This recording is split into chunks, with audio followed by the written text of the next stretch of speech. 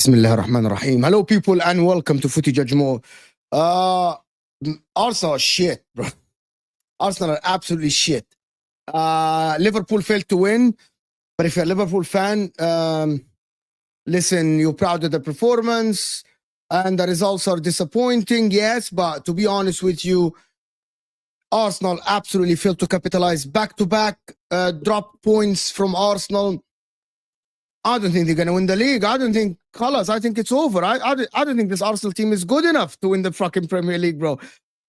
I think Chelsea have a bigger chance of them winning the league, as we said before. Chelsea are more consistent than Arsenal. And don't tell me, Mo, we told you so, because I never thought that Mikel Arteta is going to cave. The guy literally caved today. Nostalgic, Odegaard, as Lee says, stinker and hooked. Your captain, when you want a goal, it's getting subbed out. What on earth is this? The best player at Arsenal, the most creative guy. Absolutely. Mikel Arteta.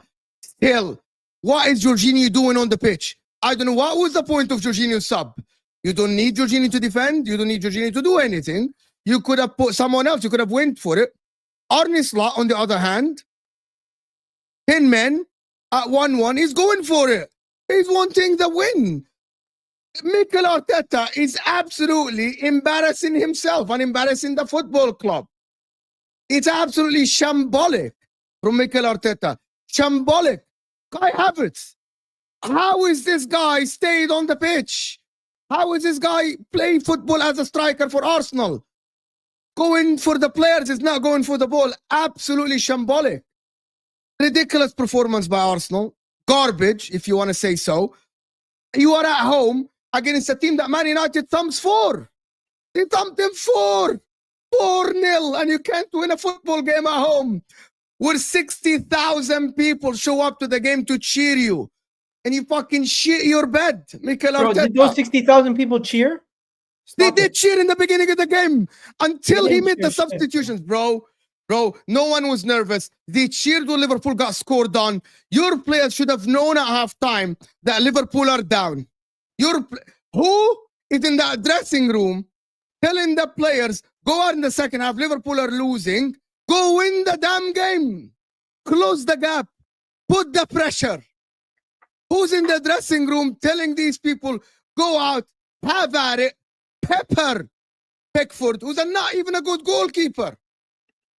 Shit. You're not gonna tell me that no one in the dressing room can tell these guys, come on, Liverpool are losing, they're 10 men down, most likely they aren't gonna win the game, close the gap.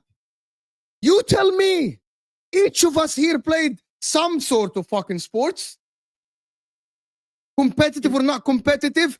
Don't tell me, Egal, that in the dressing room at halftime, these players didn't know that Liverpool are 10 men down and 1-0 down. Forget about the dressing room.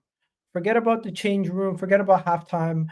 First half, Arteta coached a 3-0 win. These players are not clinical, bro.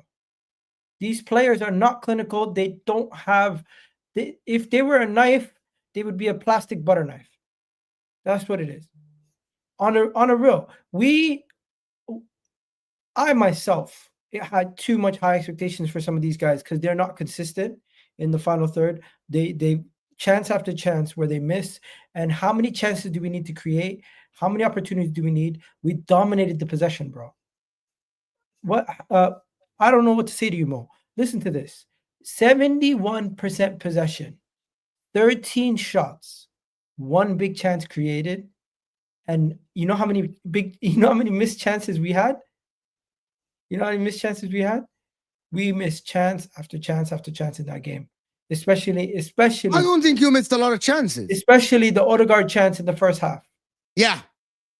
Also, why is Odegaard now not hitting? Why is Odegaard now not hitting the target? What about even late in the game? Our best chance fell to Jesus. Right foot blocked. Is it on the players or Arteta? I'm putting it on Arteta. First half was on the players. First half was on the players because they missed the chances. They created, Arteta set them up well. They were going, everything was perfect up until the final third. Second half, nothing was good. We were taking the ball like, I get it, we were attacking, but Everton were basically saying, attack us, we're going to defend for our lives. And they had their game plan. They didn't have much of the ball. They gave us 80% of the possession. And I felt like we were not fast enough. I felt like we were not doing enough. And Mikel Arteta's substitutions, I thought, hurt us more than benefited us in the long run. He took out all three of his midfielders, Declan Rice, Moreno, and Odegaard. And when he took out Odegaard, I felt like that right there was saying, yes, Odegaard was not playing well, but Ethan's going to come on and Jorginho's going to come on. And I thought from there, we basically said, we're no longer going to be physical with Everton. We're now going to try to hold on to possession. We're going to recycle and we're going to attack. But immediately taking Odegaard off, Saka was double teamed, immediately taken out of the game. No one else created on that right-hand side besides Saka. Timber wasn't really overlapping as much. I seen Timber all over the place.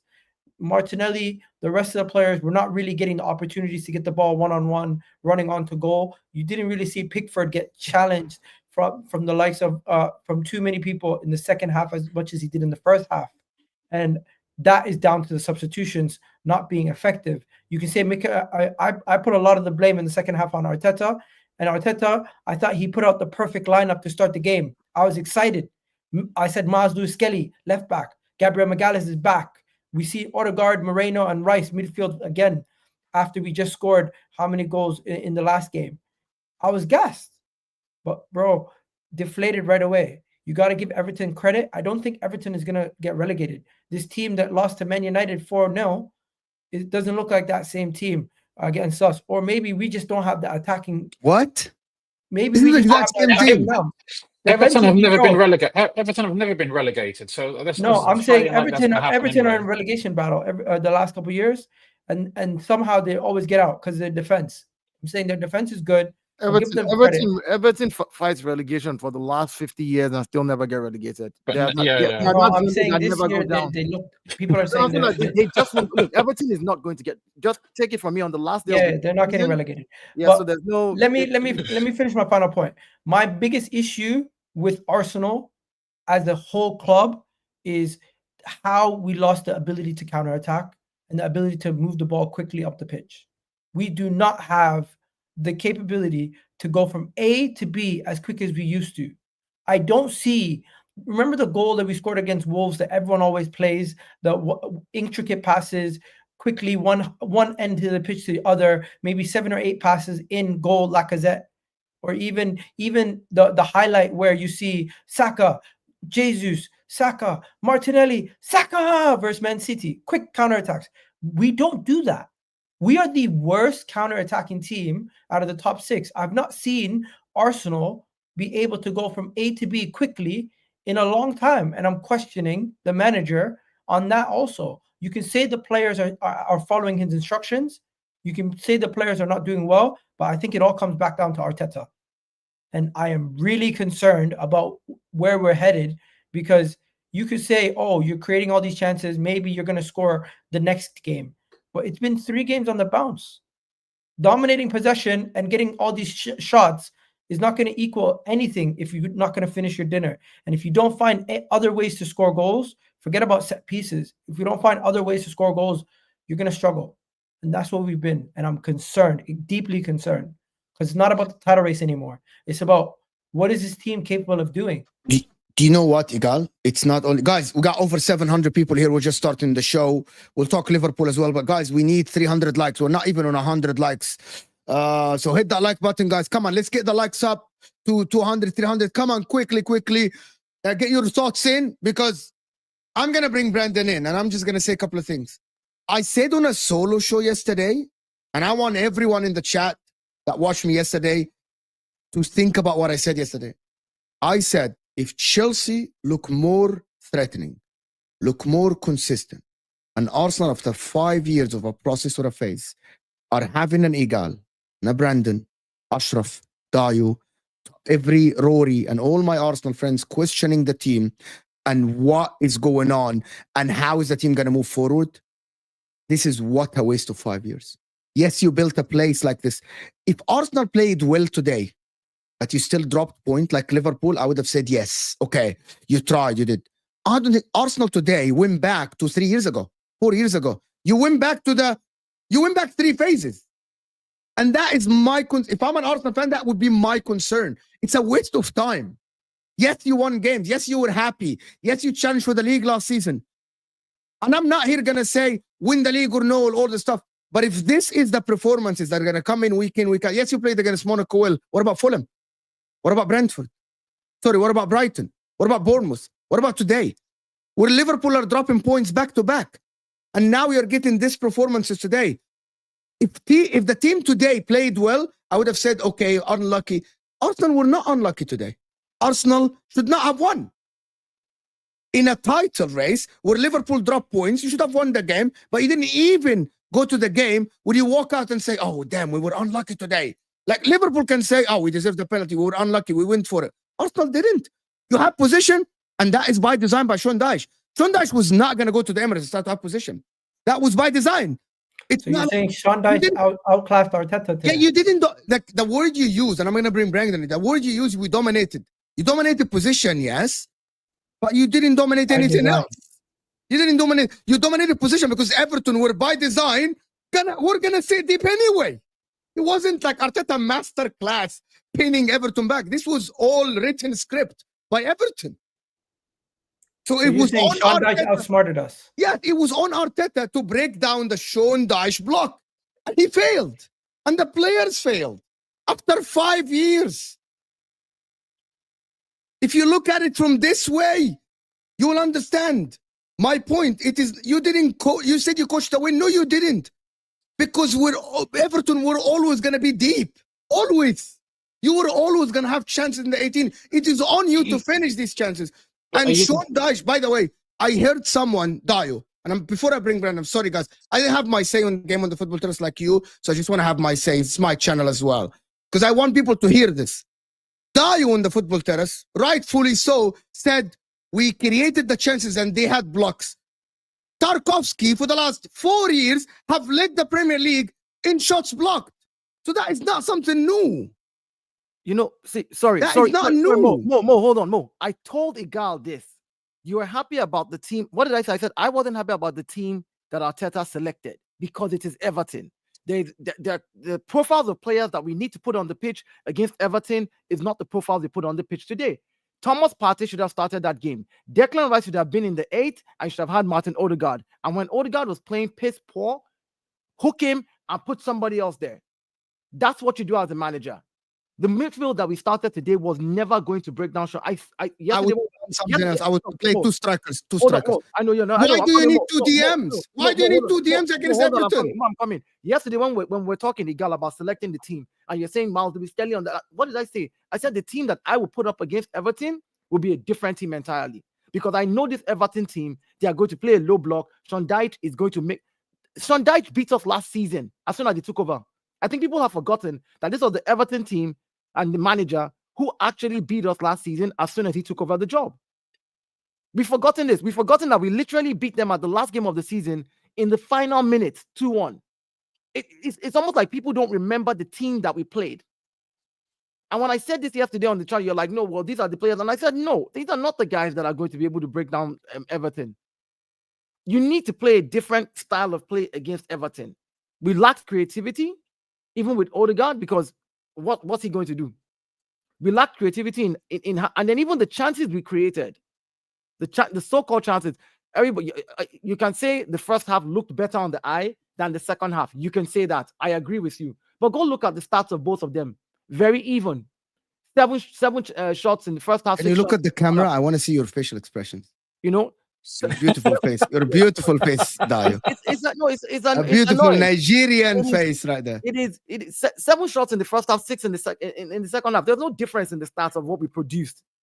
There was no difference. Expected XG to theirs. That was 0.17. Ours was a 1 point something, and we still could not convert anything. So let's not the quality of the chances. Look, Egal, let's forget. I don't think the quality of the chances were high, guys. In the second half, they weren't. In the first half, they were. They were all right, Egal.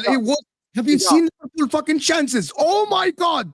Liverpool at 10 men were peppering Fulham, bro. Peppering Fulham, bro.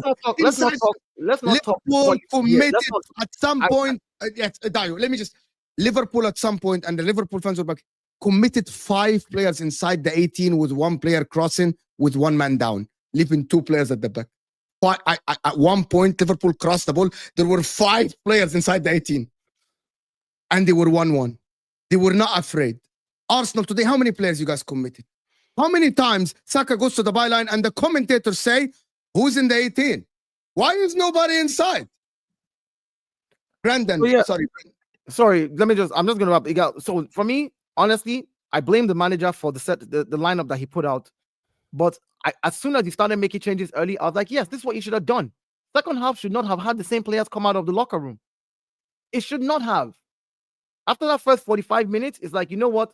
You captain or not, I don't care. You're not giving me what I need. Sit down, you sit down, you sit down. It's about winning the games. It's about winning the games. And today, we did not do enough to win the game. But I will address something.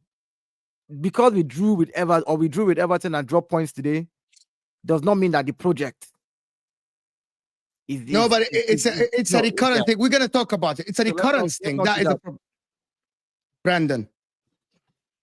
Does not mean the project's over. No, I didn't say Brandon. I did not say that does not mean the project is over. You did not hear what I said again. You see, you made up what you wanted to hear in your mind. I said that does not mean that the project is a failed project. I did not say it's over. I did not use the word over.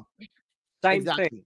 It's not the same thing. It's not the same thing. Failed. Dayo, does it mean the project is continuing? Does it mean the project is continuing? No, That's the whole point. That's the whole point. Phase 12. The project will never end. It will always continue.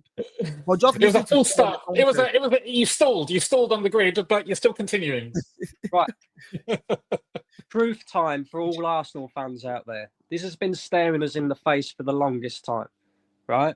Because this isn't nothing new for Arsenal under Mikel Arteta, right? We competed for the league twice. Last season, the season before. What were the games that we dropped points in that ended up costing us? The teams that play a low block against us. This manager has no idea how to use the players that he has to break down a low block effectively. Yeah? And do it consistently as well, right? The truth is, we have a top 4 squad with a top 4 manager, and that's it. Yeah, that is what it is. Unfortunately, right, and I've been saying this for weeks, when it comes to Arsenal attacking and when it comes to scoring goals, we have 2 ways of scoring goals. Either set pieces or hope and pray that Bukayo Saka turns up. If either of them are not happening or they're not working, we have no other way. Martinelli doesn't step up. Odegaard was poor again today.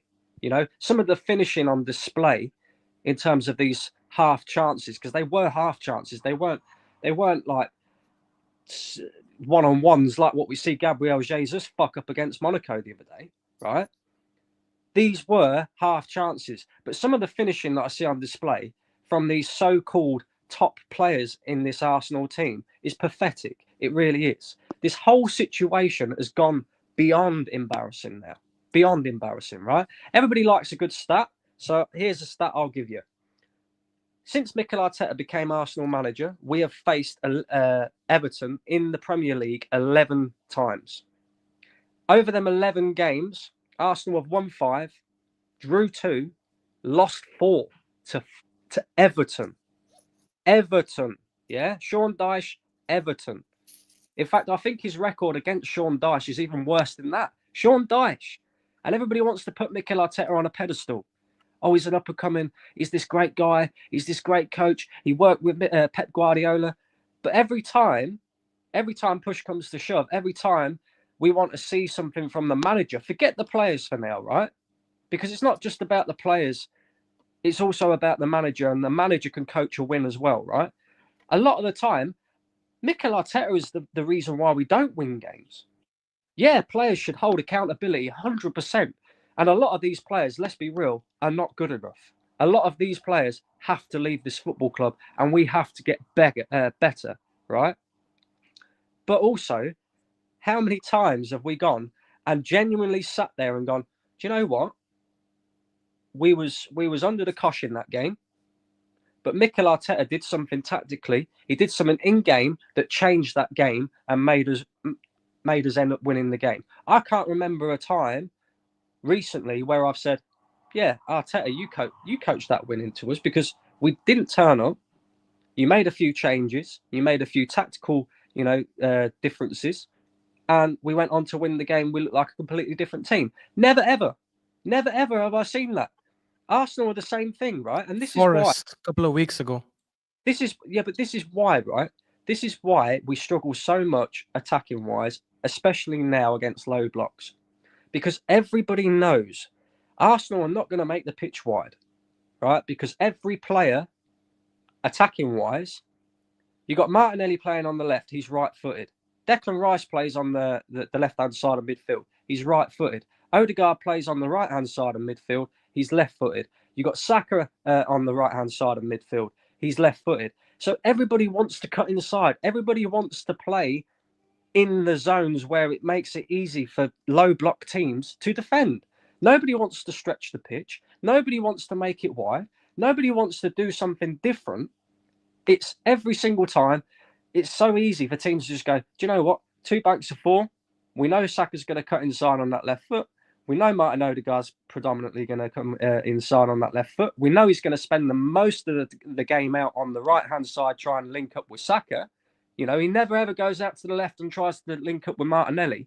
It becomes so easy for teams to defend against. That's when you look at the manager and go, right, do something different now. Teams have figured this out. Just like teams have now figured out that if they leave 3 men on the halfway line, all of a sudden, Arsenal are not as threatening from set pieces anymore because we can't put as many players in the box, right? Monaco figured that one out. You're going to see a lot of more teams doing that. And all of a sudden, the threat that we had from set pieces will no longer be the same because we can't throw as many. You have so many things you could mention I would not disagree with. You have to pick the one thing that's ridiculous. You have a 1-game sample size. I agree. No. You have a 1-game sample size. Egal, the point that I'm getting to. What do you agree with? 1-game sample size. The point that I am getting to is teams will start to figure. They're going to figure out Raya too, and the way he kicks the ball and who he kicks it to, and will never be able to win the game going forward. Like, what are we doing here? Like, what are we doing? What are we doing?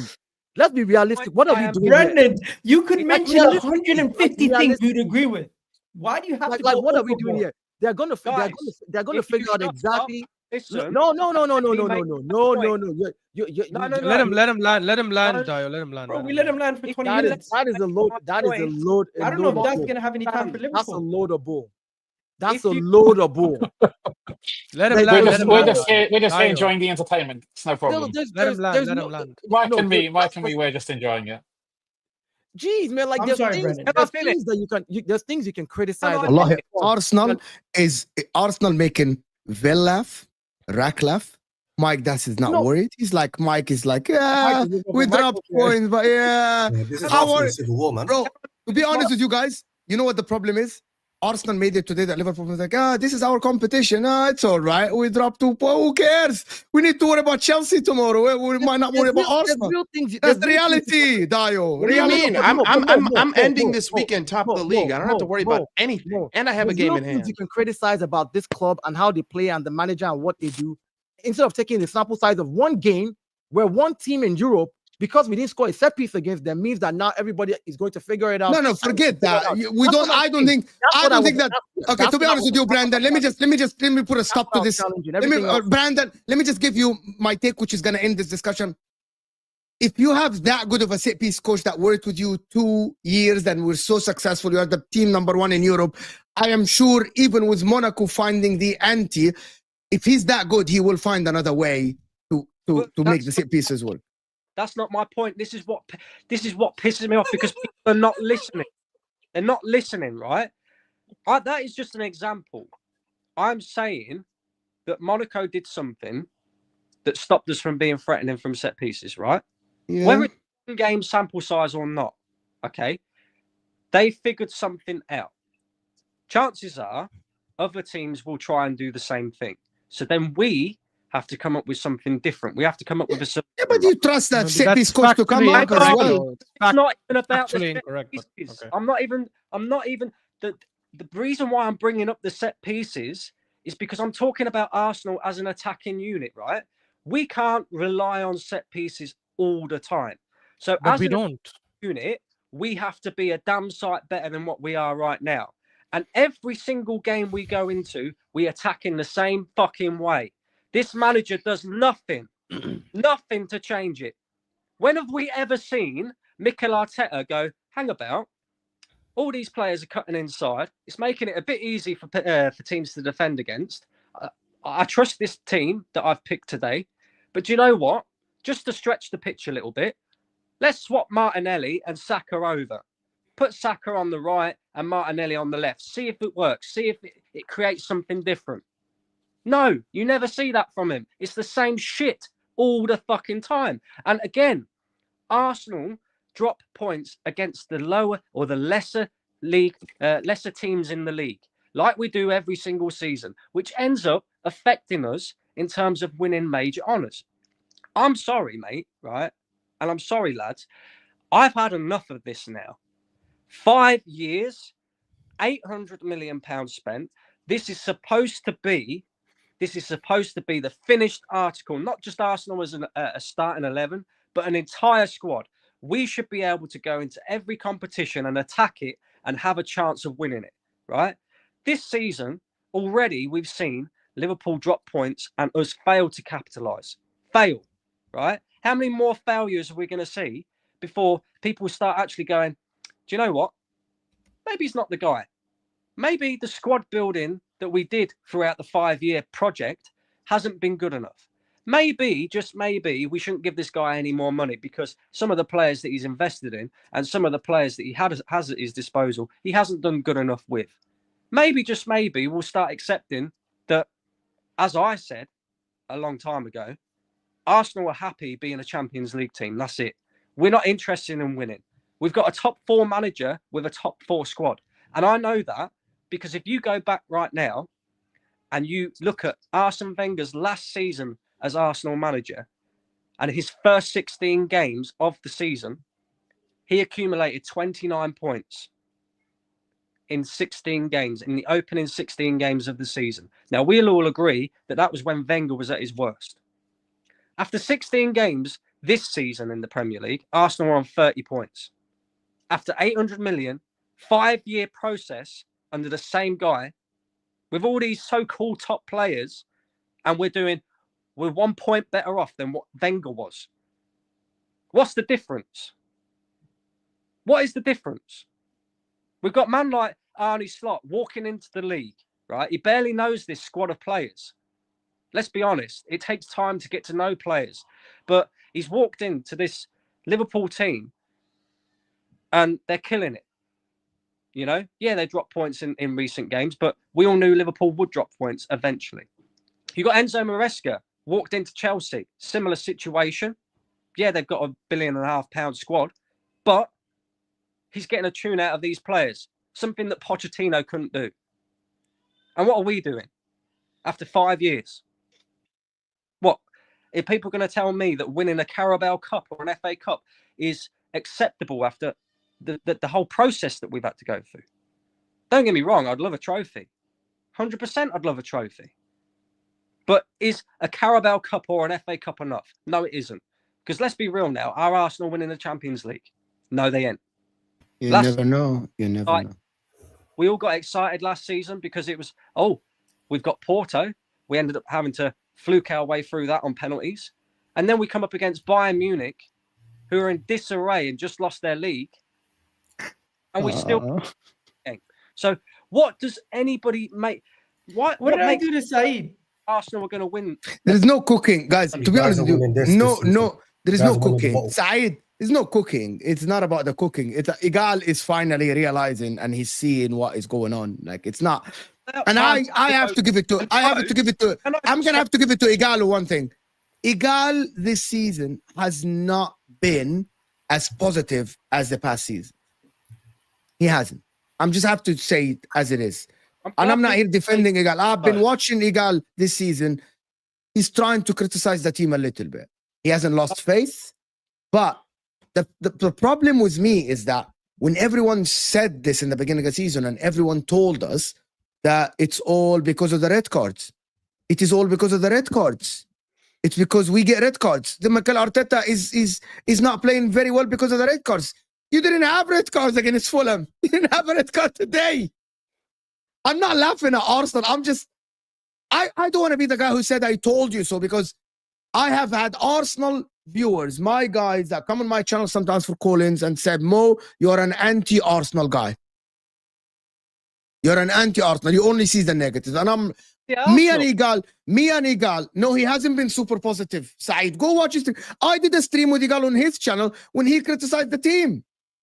Mo, how are people calling you anti-Arsenal? You was glazing us at the beginning of the season. Yeah, thank you so much. So how many games has Arsenal lost this season? Oh my God, he's gone. Oh asking, my God. What's the point? It doesn't matter. It's not the point. It doesn't matter. It does matter in the context of things, because it's easy. You can criticize the football. Yes, I do that all the time. And that's what. Listen, and hear me out. Hear me out. I hear you. Ash and I, or whenever we sit down or we have talks, when we criticize the football on the pitch and say, look, the football was not good enough. But there are games where you necessarily as a team are not going to play consistently every single time 100% better than the other team. It's never going to happen for 38 games in the season. In those type of games, that is where the strategy of the manager matters, how he changes things. And when he doesn't, that's where I blame him. Today, he changed players earlier, and they still could not give him anything. I blame him for the original selection. The first lineup that he put up, I thought that was the wrong lineup personally. But like as the manager, you know who you know on the pitch, like you know who your players are that you feel are the most fit. I would have put up a different lineup. But my point is, we can't sit here and say it's going to be harder to win the league from here, even if we do win it. It's going to be harder in any sense of it. But to sit here and say after 16 games, 2 losses and 6 draws, 16 games, yeah, so it's 2 losses and how many draws? We're going to sit here and just try and shit on the entire thing and be like, no, yeah, it's all horrible. No, we can criticize the football and talk about the football and talk about exactly where it's, where it's at right now and what can change. But to sit down and say, oh no, it's all been terrible. The red cards. Nobody said red cards was why Mikel Arteta, was unlucky. Those red cards were our fault. The players were stupid. We said it at the very beginning of the season. They were stupid. They got the red cards and they cost themselves the game. If a manager sets you up and you create 5 chances in a game, 5 clear chances, and you can't put it in the back of the net, what are you asking the manager to do? Can I ask you something? Why losing points in 8 games out of 16 is horrible? It's horrible. I'm not saying it's not. Do you know if Arsenal continue in the same form, guys? You are on course to get 70 points. 70 points. That might not get you to top 4. That is what I'm saying. Might not get you to 4, bro. No, that's what I'm saying. Let's talk about the football instead of saying.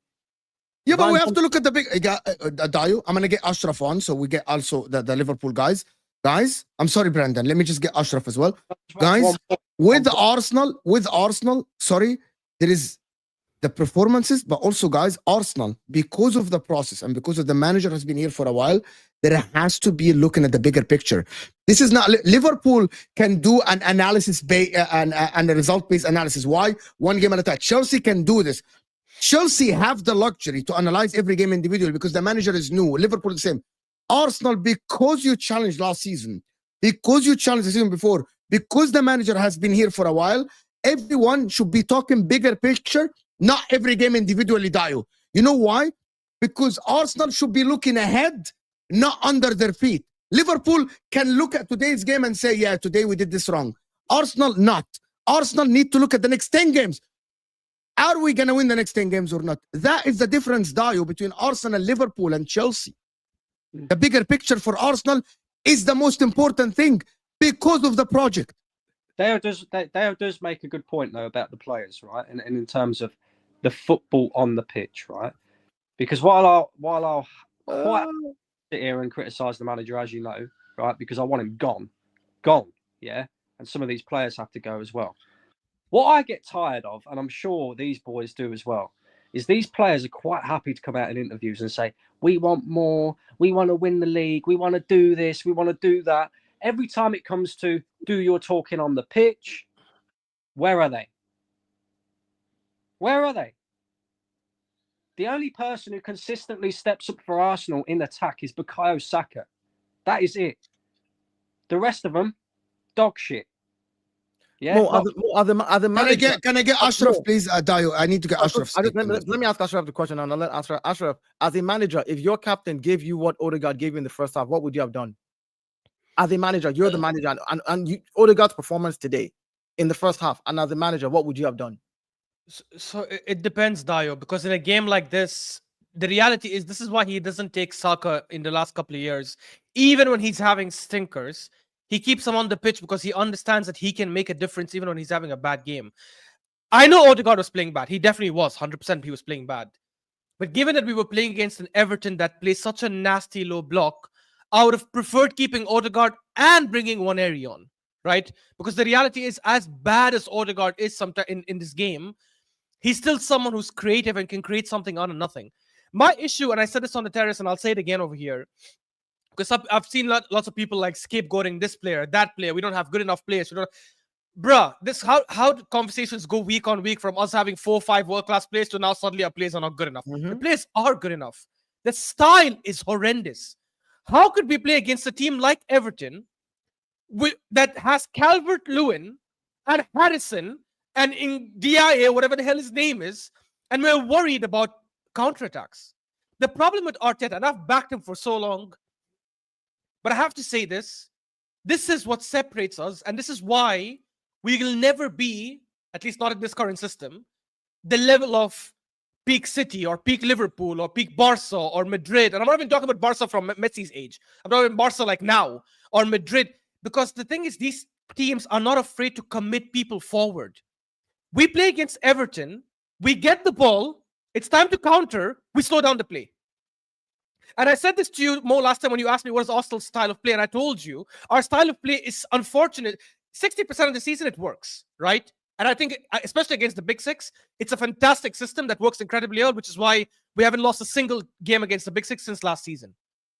When you're playing against Everton and Fulham, no disrespect to them, our quality is much, much higher. We shouldn't be worried about a few attacks. I was watching the Liverpool game at the same time on the phone, and I was saying on the watch-along, even though Liverpool are one man down, look at how they don't abandon their principles. They're still committing 4 or 5 people forward. And we are playing 11 versus 11 at home to freaking Everton, and we're slowing down attacks. There were 2-3 times when we win the ball back and we have a chance to go on a counter, we just stop. And literally Everton players start jogging back to their defense. And once they're back, we start carrying the ball forward. I think with Arteta, there's so many things he's done right. I'm completely against anyone who says he's done a horrendous job. He's failed so far, everything he's done. He's done a lot of good stuff. But one thing that he has not improved in consistently, and I'll even go as far as saying he's a coward when it comes to this, is he's too scared sometimes to concede. There's so much fear in him to concede goals. I think this defensive record from last season got into his head, where he started thinking, man, I need to have the best defense. We're so scared to concede that everyone has to go sprinting back like a dog to defend counterattacks, which means we don't end up creating enough chances. I was saying this on the terrace. Every time Everton were attacking us, and there was this 5-minute spell when they had possession and we were sitting back, that was the happiest I was in the game. Because I'm like, if we win the ball now, we're gonna go and attack them when they don't have enough people back. Nope. We win the ball, we keep it back with the defenders, we wait for Everton to go back. They were like, okay, now we'll build up. We're too slow to attack certain teams. And this is why we couldn't break down United until the corner. This is why we couldn't break down Fulham until the corner. And this is why we couldn't break Everton today.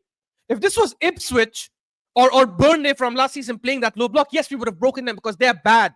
They don't know how to play that system. They don't have a manager who can do that system. Everton are notorious for this. They have players who are very good in that low block. Sean Dyche is known for that dirty low block.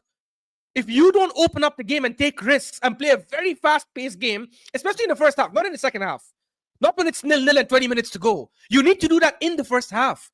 Start gung-ho, the way we used to do 2 seasons ago. Because even if you lose the ball and they attack us, that means there's an opportunity for you to attack back when you win. We're not capable of doing that because teams set up differently than they did a couple of years ago. They didn't respect us back then. No, but Egal, but they do that against Liverpool, and Liverpool do that. No. I'm telling you, I've watched like 10 games of Liverpool this season. Even when teams play low block against them, watch, for example, today against Fulham, imagine they're with 10 men, it's 1-1, Liverpool are defending a corner where Fulham were attacking and pressing them. Fulham have a corner, As soon as the corner is taken from Fulham, 4 Liverpool players immediately turn and are ready to sprint in case Alisson gets it. Alisson gets the ball, throws it forward. 5 Liverpool players are sprinting forward. 1 second. But your Because issue, that's their mentality. your issue is our transition, and I've mentioned that our transition attack is terrible. We're terrible on transition. We are not quick enough. I agree with you. And one thing, the difference is when you're setting up against a low block and you're going on the transition compared to when they're in front of you and they're set up and they're waiting is 2 different things. I'm not No, saying but there is another thing. No, it's Egal. not Egal. No, Because when there's they're another sitting thing. deep- There's also another thing. I want to do the super chats, guys, because some of them are addressing, and I know Egal doesn't have a lot of time. I actually have to have another thing. Liverpool today, Fulham were sitting deep. Liverpool had 10 men. They were moving the ball faster than Arsenal with 11 men, even Yes. when Fulham were sitting back. Even when Fulham was sitting back. They were moving the ball left, right. And Gakpo is trying to dribble. Gakpo, Exactly. look, they go to the other side. They cross. They get the ball back. Get it again in the 18. Liverpool were like, we're winning this. You're sitting back. We have 10 men. We're going to move the ball as quick as we can. Liverpool were shifting Fulham left and right with 10 men. Egal, it was too slow for Arsenal. Rice, pass to Odegaard, pass to Saka. It goes back. It goes to Odegaard, goes to Saliba. Let's go Gabriel. Martinelli tries to dribble. Liverpool are so quicker than Arsenal. Even when the other teams are sitting back, it's unbelievable. It's that controlled thing that is Arteta has in his head. It's like, bro, it's 0-0. What is going to happen if you commit? Okay, I'm telling you something, Egal. Today, how many times Arsenal were trying to cross and all your midfielders are in the 18? Do you know how many times Liverpool with 10 men, Trent is crossing? I see every single Liverpool midfielder in the 18. In the 18 of Fulham, leaving Van Dijk and Gomez to defend on their own. You know why? They're like, we'll move the ball quick. If Fulham are sitting deep, we're going to pepper their 18. Arsenal, no. We're going to keep passing the ball, try to pass until the opposition come out. What if they don't come out? What if they don't come out? Jorginho I said that comes never back. got in the box. Liverpool play high and That's not wide. his role. Liverpool play with a natural left back, somebody who's going to run up the pitch and make it wide. Yeah, Trent doesn't always invert into the midfield. That left back got sent off after like 20 minutes. Yeah, no, but the point I'm getting at. He's saying in general, though, that Arsenal don't make the pitch wide enough. Liverpool do. Liverpool's wingers are always out on the touchline. Yeah, and their fullbacks as well. Whenever they get forward, they're always out wide. Arsenal are so obsessed with this inverted thing and overloading the midfield that this is why it becomes so easy for teams who play a low block to defend against us, because that's the zones they want us to But play. Brandon, it's not even that. There is something to Can be we said get the for. Liverpool guys? Can we get now? There is something to be said for the fact that, and it hasn't always been the case this season, because it's, our approach has changed a little bit. But there is an inbuilt aggression. Obviously, potentially Klopp has instilled that, and I mean, Arteta spoke about it in the past about being brave and showing bravery, but sometimes that bravery, you would think, would translate into an increased aggression. We have seen it in the past from Arsenal, so it's not like it's not there, but it seems like it doesn't necessarily always come out at the right times. Like, don't get me wrong, when you're beating Southampton 3-0 at home, it's very easy to do that, but there are times, like I think the guys have spelled out, we went down to 10 men, but we created chances and we were always looking to try and win the game. Even when we went back down, we were down twice, right? We went down 1-0. To be fair, that was 11 against 11. Fulham did us in the first 15 minutes. But even when we went 2-1 down in the second half, we still showed fight. And I don't know whether it's not that Arsenal don't show fight. I think there are times when you need to, when you don't necessarily. And you guys probably know why that is better than I do. That's the difference. You guys are looking to win the game. We're looking to not lose the game. Brighton. Wallah al-Azim. Allah al-Azim. I am thinking about the Liverpool game. I'm watching both games. And all I can think of is the Brighton game versus the Fulham game. Liverpool at 1-1 never sat deep. Never committed players to sit deep. They were pressing as hard as they can. They were still on the front foot. Arsenal at 1-1. Forget even this game. At 1-1 against Brighton, 10 men. Arteta's like, everyone sat deep, will play counter attack. We'll hope that Kepa passes the ball, or someone passes the ball, we create a chance. And I think that is the difference between the two approaches of a game. Where Arne Slot, even at 1-1 in the second half, is like, who cares if we lose? I want to win this game. Arteta against Brighton is too worried about losing the game that he forgot that he's at home. You are the team that should win the league. Who's Brighton against Arsenal? Who's Brighton is not the right example, Mo, but I get your logic because Brighton is the opposite. But the other games, I agree with you. No, but I'm going to tell you something. Do you know Fulham today tried to play from the back because Liverpool have 10 men and Liverpool didn't allow them? Liverpool tried because they have a man extra and Liverpool wouldn't allow them. I saw Diaz running like a maniac, pressing the goalkeeper, Diop, right? Pressing their fullbacks like a maniac, bro, trying to get the ball back. And I'm like, okay, you really want to win the game. You don't want to sit back because otherwise, Arne Slot would have told him, go back, Diaz, go back. You know, Gakpo, go back. It's 1-1, go back. No, he didn't. He's pushing everyone to go get the ball. And I feel like, it's 10 men. You know, you're afraid. Even when we went 2-1 down, Slot brought on Jota and Harvey Elliott, 2 attacking options. So we were trying to go for the game. And that's what I like about the manager. And that's where Arsenal fans need to look at Arteta. Saying that, why don't you go for it? Because if you want to try to win a league title, the funny thing is he used to do this 2 seasons ago. I think he got scarred so bad at the ending that he changed his mind. Me and Egal, before I do something, me and Egal were talking before the stream, before you guys are on, and I told him, do you know why, Egal, I backed Arsenal to win the league this season? You were magnificent in the second half of the season last year. Magnificent. Like the way Arsenal played, the way you pepper team, the way you put every team under pressure, the way you used to move the ball in transition. Everyone was good. Odegaard arguably was Arsenal's best player last season only because of the second half of the season. Only because of the second half of the season. And now this season starts and Arteta's like, well, maybe we do the control thing again. Maybe it's too late, buddy. Oh, it's too late. It might be too late, Habibi. Why the controlled game again? Why the slow movement again? Why Saka is too wide when you have a fullback that should overlap? Timber should overlap. But anyway, let me do this. When Saka is playing with Odegaard, people can't double team. The moment Odegaard came off, that's when he looked isolated more. I don't think he was doing bad in the first half. He wasn't bad, but he was. I feel that always, to be honest with you, Egal, I feel like Saka is swimming in his own ocean when no one else is around him or everyone else is in a different place. I feel Saka gets the ball and everyone is looking at him, make something happen. And no one is helping him as much. Odegaard, he does. Odegaard does sometimes. But also sometimes, I feel like the likes of Havertz, Martinelli, and Rice, Moreno, looking at him as like, you're the savior. What about you? What about you? What about you making runs for him? What about you trying to help the guy, bro? He's not going to carry you every game, bro. He's not going to score a hat-trick or 2 goals every game. But you know, this is the thing that last year, people said last-minute winners, unsustainable. We're not even doing that anymore. We're not even pushing as a team.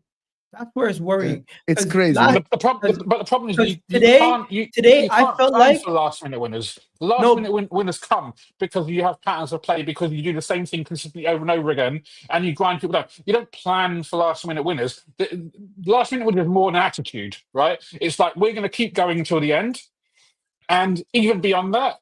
And okay, shit, if it doesn't happen, then you know you're going to get criticism. But you know, Rak, this is how I felt watching Arsenal. Usually, it would be a goal is going to come, we're going to open them up, and then eventually we're going to get more. It's going to be 2 or 3, and then we sit back, we chill for the rest of the game. Today, after 60 minutes, I said to myself, we're going to drop points. I felt the same. I mean, I felt that. Go ahead, Des. My bad, Mo. No, go ahead.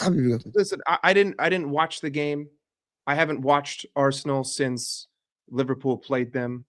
But ultimately, if you've gotten essentially, if you take this metaphor, right? Like you've made it essentially to the top of the mountain twice. You got beat by 1 step, right? Like if the Premier League is climbing a mountain, you got to the peak, but someone else got there right before you. Coming into this season, with knowing the fact that you could get there, but someone was just that much better than you, why are you playing with any fear? Like that's just what doesn't make sense to me because you don't have anything to You lose. know what I think right? changed? Like you've already pretty much gotten there. It couldn't get worse than that, right? Like it cannot. I'm sorry, but like I would rather finish 10 points behind than finish 1 point behind. I finished 1 point behind 2 or 3 times. Call me I would crazy. rather finish in 4th. But I think we changed our identity, Das. I think our identity as a team has changed dramatically. It went from being attacking to kind of more of a defensive team that also can turn it on offensively, to this year just do not concede, be the team that beats everybody 1-0. yeah, but essentially by saying do not concede, that is predicated with fear, right? Yeah. When you say do not concede, you are saying that I am more likely to concede than I am to score. With Liverpool today, right? Like just what I'm we're just, saying like, is I we know are that more likely to win close games, and we're not able to beat you by yes, 6 but goals. but Egal, when you say do not concede, that statement in itself is indicative of fear because you say the word concede. As a Liverpool fan, I don't care about conceding because I'm used to scoring 3 goals a game, right? When you look at us at 10 men today, listen, there are reasons why we conceded 2 goals. One of them was the guy who got sent off being incredibly stupid, and it was a poor deflection. And another one because our right back decided to take a nap the entire game and essentially allow Fulham to just attack us down that right-hand side. But regardless of that, the word concede did not go into that player's mind. It was the word score. And even if we do concede, I'm still going to score. We probably could have scored 4 goals with 10 men. If Luis Diaz could head the ball in the first half, that's a goal. If Darwin Núñez could head the ball, that's a goal. If Mo Salah could finish today, that's a goal. We could have scored 4 goals with 10 men. And even if we conceded 1, we're going into the game knowing that it doesn't matter if we concede because we know that we can score more than you. So all I'm trying to say is that like the idea of concession and defense, that is indicative of fear.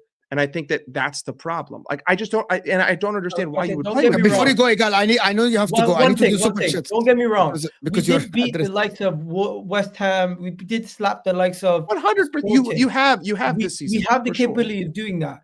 But in certain games, to me, just our attack is not clinical. That is the issue. Kai Havertz. Most serious issue. Like you guys have some players who are not clinical in your team, but somehow you still find more and more chances to score goals. Where when we miss a couple, when we miss like 3 or 4 chances in a game, I get concerned. I don't know what it is. I don't know why our team is so unclinical. But it's a situation where Kai Havertz, Egal. You know the answer, it's Egal. not Kai Havertz. You know only. the answer, Egal. It's Odegaard too. But you don't have the fear. You don't have the fear that the striker that is the bro. Jota came today and Fulham were shaking.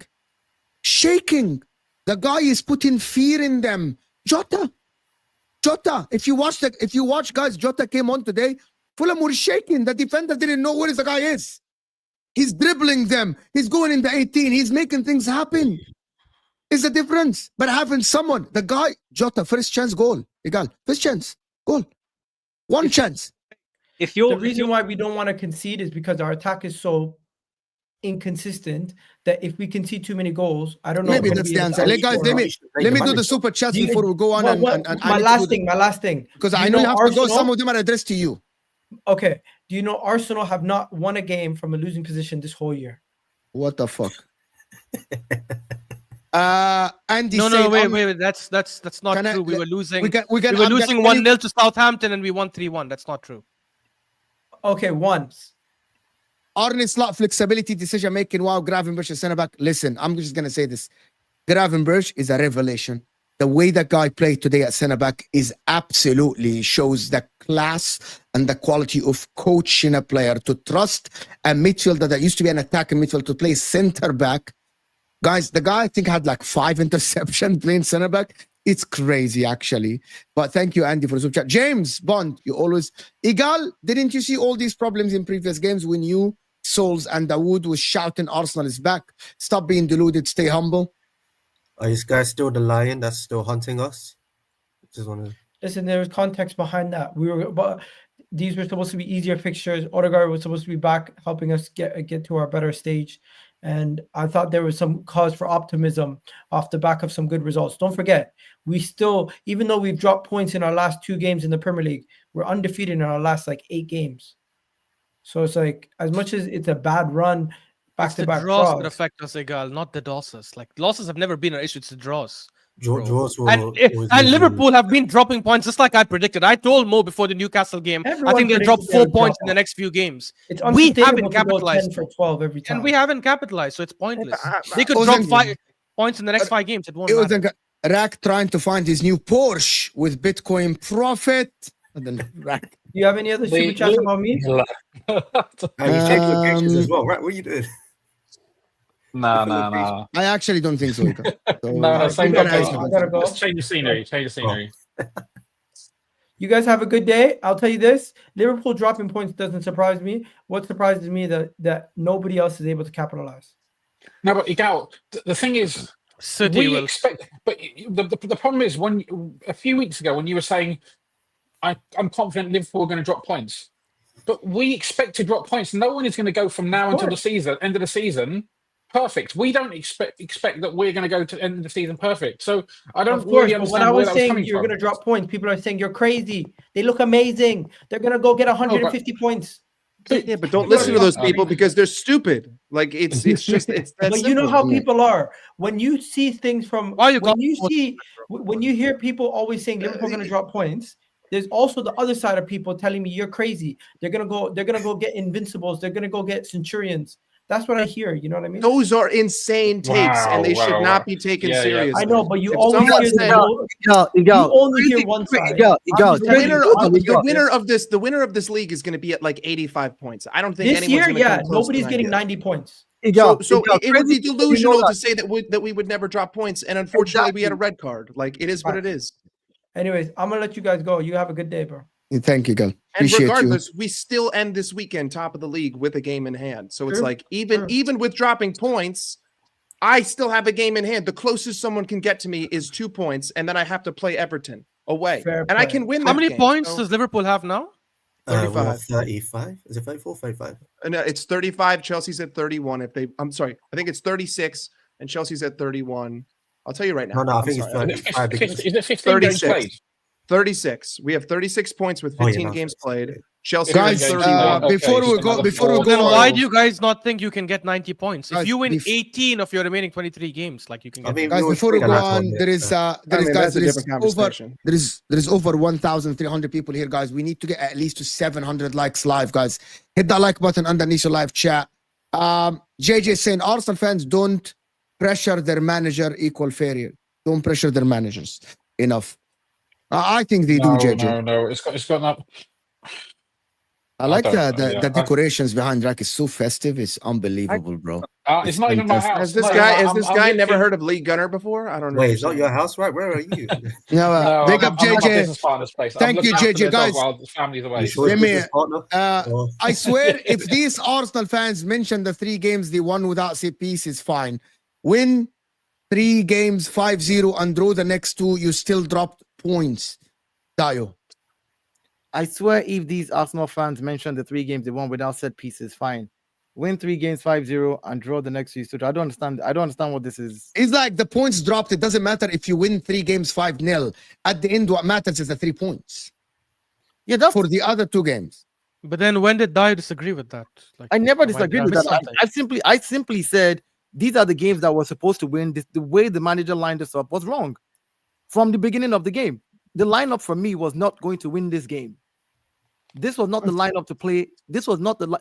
In fact, thinking about what Ash now said later on today, I think Ash was right. In the second half, I would then consider doing what you said you did, which is to play or leave Odegaard on the pitch, bring in Nwaneri, and then have Thomas Partey as a 6. Odegaard is supposed to be a Salah figure for Arsenal with Saka. What that means? At What the end of that, the day, listen to me. Listen to me. Arsenal He's missing goals. he's in the not a midfield. Salah.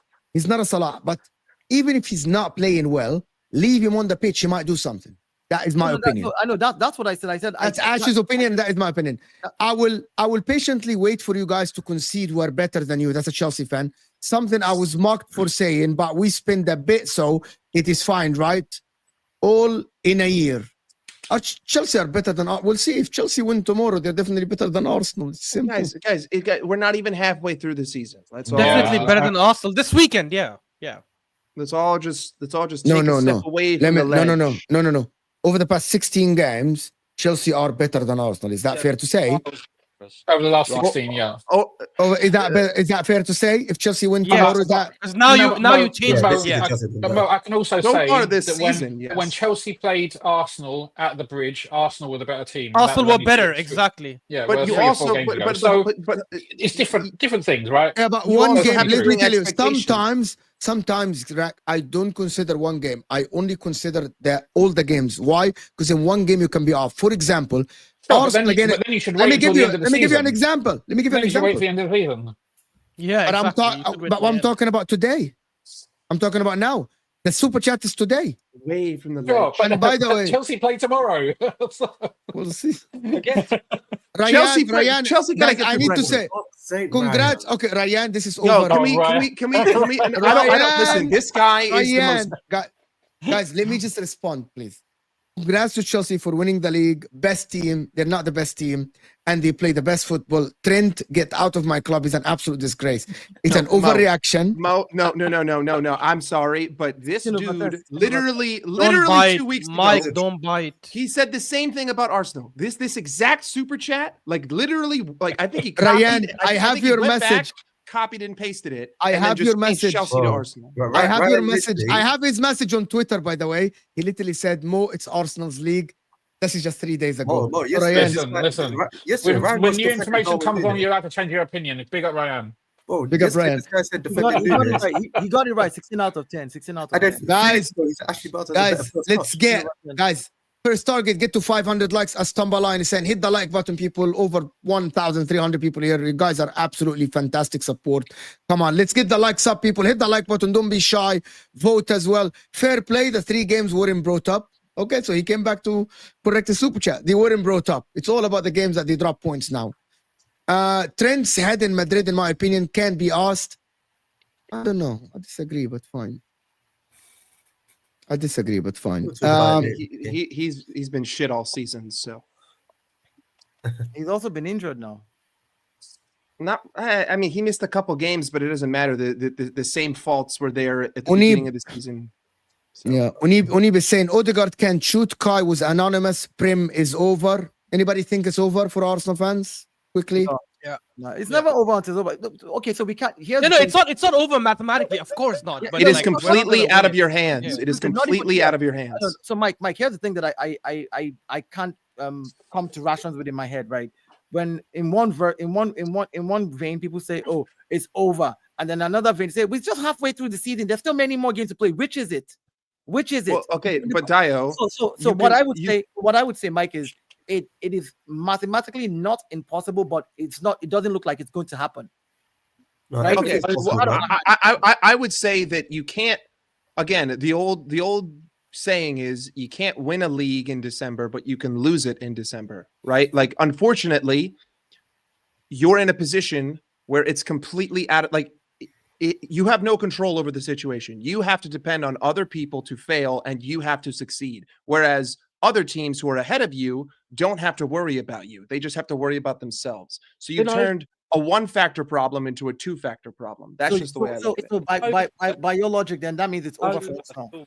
No. I never said it's over. I just said But that's what I'm saying, it's Mike. unlikely. I No, agree with you. Dayo, that have faith, like- man. You got super duper Mikel No, that's, Arteta, man. no, but that's what I'm saying. I agree with you that it's unlikely, but it's not over, is what I said. So if you come out and somebody else comes out and says, "Oh, it's over," then I'm like, explain to me why you say it is If totally we want to over. get into semantics, then yes, Like, you no, are correct. in December, Yeah, if you want exactly. to We're say in taking it too December- literally, Dayo. We're I taking think it too that's the literally. most. By that logic, even Brighton can win the league. I know it's Okay, not last- over, but I'm last- saying logically last, we're not last going to win super it. chat. Last one for now. Need Chilwell to unlock Sterling and have a 70 million for Sterling. That's the most shameless super chat. You guys can't hear I me? mean, your world, No, you guys no. Yeah, we we can can, hear we can. Brandon, you We're just in were disbelief. muted when you were just talking. Let me tell you Yeah. why, right? Because And I'm gonna go to Liverpool after this. Okay. every time Liverpool drop points, we fail to capitalise. We've been waiting for this. We've been waiting for Liverpool to drop points.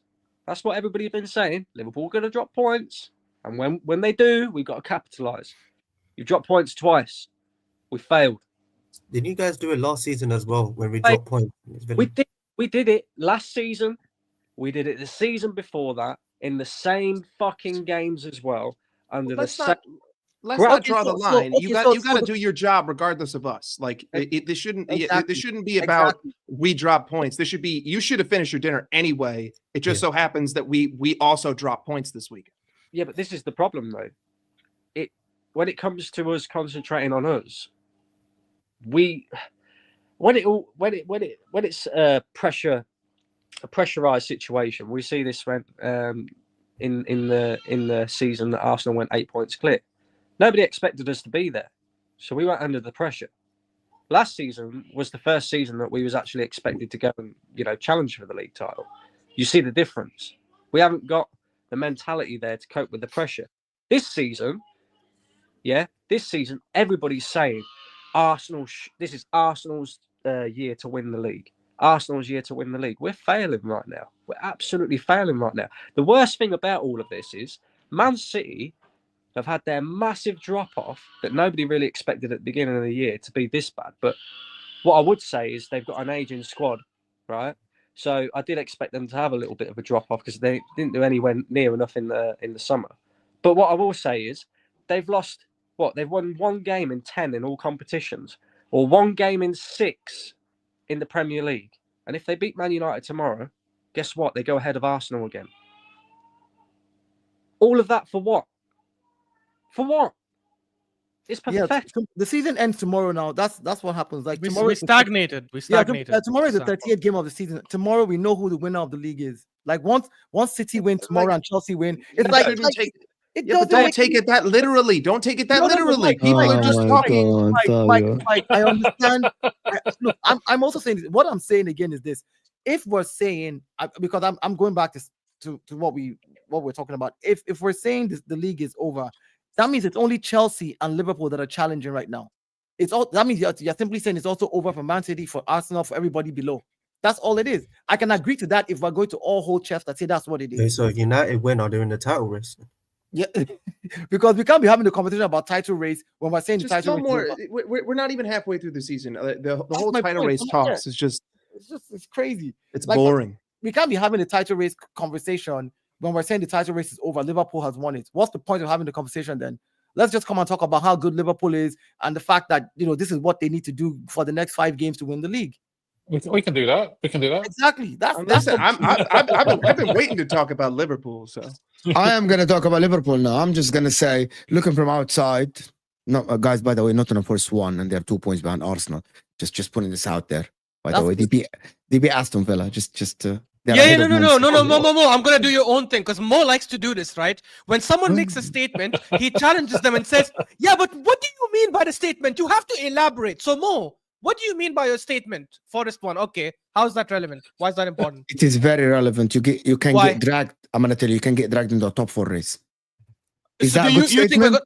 so you think Forest can overtake us? You asked me for a statement, right? I think if Arsenal can get dragged to a top 4 race if these performances continue. Staffy, no one said United. Let me give you guys. Let me give you 3 reasons why. Brentford away, Brighton away, Crystal Palace away in the next 4 games. You play only Ipswich at home. You tell me. You sit here, What does that Ashraf. have to do with Forest? I'm gonna tell you. Tell me here. You sit here and tell me that you're guaranteed wins. If you drop points in these 3 games, are you not in a top 4 race? Yeah, Habibi. Yes, we are. Let's say we're in a top 4 race. What does that have to do with Forest? That's So Forest, even because- if Forest lost today, we could still be in a top 4 race if we lose the next 3 games. no, I don't What does think so. Forest Because, have to do? What does Forest have to do in the equation? Are you saying there's a chance they could finish ahead of us? no, they can finish in the top 4. Yes, why not? Okay, خلاص. Okay, boss. They can finish in the top 4. Guys, thank you, Luke, for the support. Hit that like button, people. I know Brandon has to go. Thank you so much. I appreciate you, Brandon, for coming and having your say. You guys will continue for about 15 minutes from now. Then me and Hussam will do MHF. After this, hit that like button, people. Still, we are not on 500 likes. Liverpool. Let me put here. So, Arsenal Liverpool. conversions. Let's talk about our club. Let's talk about how great The best Liverpool were club, today. I I don't know. Great You guys is a stretch. Great is a stretch, Mo. Great is a stretch. You know what? If I'm a Liverpool fan, I only say that one player played bad, which is Robertson, and he cost you 2 points. No. Otherwise, you would have won the game. Absolutely me. not. Two players. Wasn't Van Dijk shaky? No, I mean, no. Van Dijk was No. not shaky. There were two players that were especially horrendous. Robertson is at fault. Listen, it's a little harsh to say that he's at fault for the first goal, but you need to be doing better there, and the ball deflects off of you to go in. So ultimately, you're the last man there. You have to do better. The foul, if he just controls that ball, there's no foul. His miscontrol leads to him having to make a rash challenge, which leads to a red card.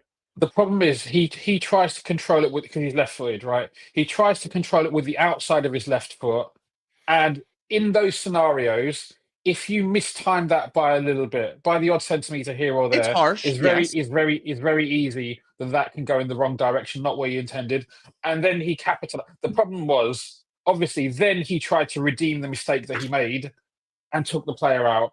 I And mean, it was a clear red card, and you Yeah. could see it a mile off. You almost before it happened, as a Liverpool fan, you're like, if he doesn't control this, he's going to be in trouble. Okay, he hasn't controlled it, could be trouble. Oh no, he's taken the guy out.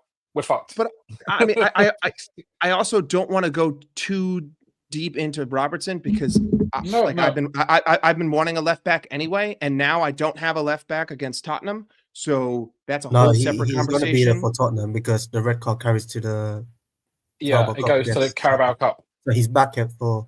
Oh well, whatever. I don't have a left back for It's the only one Carabao game. Cup. It's only one game. Yeah. Wonderful, but regardless, to me, who was even worse? Same with today- Arne Slot. Same with Arne Slot. Arne Slot's ban Okay, so apparently carried. which is he'll be fine, back for which is Spurs. fine. But regardless, to me, the player who was worse, because I expect, like, when I say bad, first I go by expectation of what they should be, and then I go by what they are. If Robertson is a bad game, I'm not really expecting a great performance, so it's less than what Trent gave me today. Because when Trent came on against Newcastle, he was the game changer. And when Trent was on today, he was as poor as I've ever seen him in games throughout the season. 1 out of 10 passes from this guy end up leading to something. And by something, I mean leading to another Liverpool player's feet. He was not only so horrendous offensively, but his lack of defensive awareness is what gave Fulham the confidence to push for that next goal. If he is better defensively, they would get shut down on that right side because we had the whole spell where right after Gakpo scores, then now we're controlling the game. And then I forget who the center back was who went down, but he ate some time, right? So by eating time, all of that momentum seems to calm down a little bit. And then Fulham start playing long balls down our right-hand side. Trent's lack of awareness is what gives them the confidence to continue attacking down that side, which ultimately leads to the goal. Now, the goal was really scrappy. It was sloppy. Kwanzaa probably should have done a little bit better to block that cross. I'm not blaming Allison and I'm not blaming Van Dijk there. Like, it is what it is. It was a great touch to finish it. But if Trent is better defensively, like if Connor Bradley were there, I don't think that Fulham ever would have developed the confidence to attack down that side. Genuinely. People are praising Trent this season for his defensive work, but like we're talking about someone who was shit to being not shit, not even good. Like the levels were so low that us saying that Trent is good defensively now is like saying that he's a mid-table right back defensively. It looks amazing because of how shit he was, but it's not that good. His positioning is horrendous. The amount of times that he gets caught 5 yards above the line with 10 men is insane. And but honestly, I wouldn't even be saying any of this if the front line had just finished their dinner. I thought that Salah's finished outside of the assist. Salah really didn't produce much. He was very poor. He had a couple of chances. They didn't amount to anything. I thought that Luis Diaz had a clear open header. You have to do better. Darwin It's Núñez, offside. It was offside. Yeah. Well, listen, But regardless, he should be getting on target. all good. Darwin Núñez had an assist, but he also had a free header. But listen, he had an assist, so I can't really harp on him. We created a lot of chances, but I think that Trent at right back cost us today. Again, we were at 10 men, but also this is a microcosm. Like, I think that it is what it is. It was 10 men. We only dropped 2 points. We could have won this game, whatever. But the only person who I've consistently seen the issues from this season is Trent. Out of the issues that I saw from him today are the issues that I've seen from him all season. The rest of them, we're down to 10. I completely disagree with you, but fine. Which is I thought, fine. yes, You can. I thought that Trent was bad defensively just because the opposition are better than him. because it will be like sometimes you'll have to accept that the guy is just not quick, not athletic enough to battle it with someone who's that quick, that good. Like a if his positioning is better, then he doesn't have to make up with it. Robinson, it was not about positioning. The positioning is coming from the also, coaching. But also the positioning is partially due to the fact that we're playing 10 against 11. The game is going to be stretched all over. You're not going to get the same level of protection. And so because you're not going to get the same level of protection, you'll take up a different position than you would if you had more protection, for example. So Yeah. I'm not gonna scapegoat like Hussam went on Trent as well. I disagree. I was happy with the way that we played. I thought it was a good performance. I thought it was unfortunate that we obviously went down to 10 men. We know that we've already spoken about why that happened, and it obviously wasn't ideal. And if it would have been 10, if it would have been 11 versus 11, I was pretty confident we would win the game. It wasn't. We were down twice. To be fair, the first time was we were losing 11 against 11. So give some credit to Fulham. But under the circumstances, I think a point is a decent point. I wasn't too disappointed with it, and I thought the performance overall was good as well. I don't have anything because of the uniqueness of the circumstances. I don't want to be too harsh on any particular individual. I think we live to fight another day. Obviously, Arsenal haven't. It makes it easier to say because Arsenal haven't closed the gap on us. Obviously, if Chelsea do close the gap on us, that becomes a bit more worrying because they're going through a good run and dropping 4 points recently. They looked like they were the same position Arsenal. They were 9 points behind, and now all of a sudden, actually, will be 1 point with a game in hand or something like that. So or something something like that. If they win tomorrow, so that's unfortunate. But I'm the thing is, in the overall picture of the season, I'm still confident. So I'm not going to moan too much about this particular result. Well, that means you guys are winning then. You're winning. There, I'm sure I've said this to you before. I said a few weeks ago we were favourites, and after we beat City, I said we were going to win the league. Well, listen, I haven't changed my opinion. If we do not win this league, we would be the first team in history that had a 8-point or more lead after 13 games and didn't win the league. You know why Liverpool? It's not because of the 8 points. Stats like that a bit misleading because there are teams that have had bigger leads later in the season, so therefore with less games to go and who've lost it. So I understand that you could pick maybe game week 15, that may be the case, but maybe game week 13 game week 27. I'm just trying to say that we break records. I want to say something here. I know, but I mean, you know why Liverpool are favorites, guys? It is not because Liverpool are playing well or not. It's because how awful the competition around them. And if the only team that is scratching you now is Chelsea, you should be favorites. If Arsenal won today and they're playing well, if Arsenal have been putting in good performances, I would have said, yeah, Liverpool should be worried about these results. But if Arsenal keep dropping points like these, and we don't have the confidence for Arsenal to turn it around and go on that magnificent run that they had last season, until they do it, Liverpool will be favorites. And if Man City have 1 win in 10, Liverpool should not be favorites. And in any context, does anybody disagree? So what you're saying is no credit to Liverpool for what they've done right now. It's just because the likes of Arsenal. I never said that. No, I'm asking. I never said that. I'm asking. No. Absolutely, I never said that. Absolutely, credit to them. Okay, let me respond then. Okay. I give them credit to be where they are today with a new manager. Absolutely, 100%. But if Arsenal were 3 points behind them and Man City were 4 or 5 points behind them, Dayo, I would have said Arsenal have a recent history, as you said, Dayo, more than Liverpool, more recent than Liverpool, for going on a 10-game run, a 15-game. When like last season, the last 18 games, you won 16. That is massive, Dayo. Man City won 16 as well. But because of the current form of Arsenal and Man City, I would say, well, Liverpool are being protected by the performances of the others around them. You know what I mean? They are weaker than what we thought in the beginning of the season. Yeah, fair enough. I mean, I can't disagree with that. If the other teams around you are not playing well, then and you already have points ahead of them, then you're in a better board. Position. Yes, exactly. Yeah, you're in a better position. But I mean, at the same time, this issue of a run, any team can go on the run if they get their act together. City can do it, Arsenal can do it, Liverpool can do it. Second half of next season, we don't know what madness Liverpool is going to pull out as well. We don't know. So we can't sit here until the 38 games are done. Then we can sit here and say, well, okay, well, who did a madness and caught up, or who was not even able to catch up? Liverpool ran away with it. You know, that's one of the crazy things that I did hear was when people said about Arsenal, okay, we've had our blip, Liverpool have yet to have their blip, right?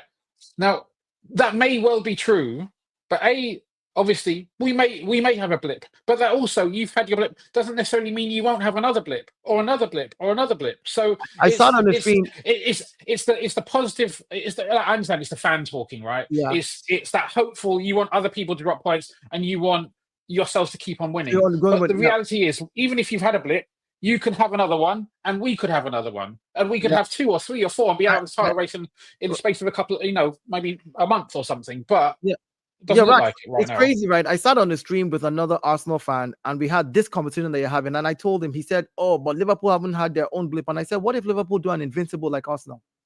He's like, and then he goes, "No, this It's too late for that, though. No, I know it's too, no. But Ash, what I'm saying is, like, I said, Yeah. what if that happens?" He goes, "It's not going to happen." And I said, "But it's happened before in history, and in more recent history, Bayern Leverkusen did it as well." I said, "So you can't write off when a team is doing this well the fact that they could."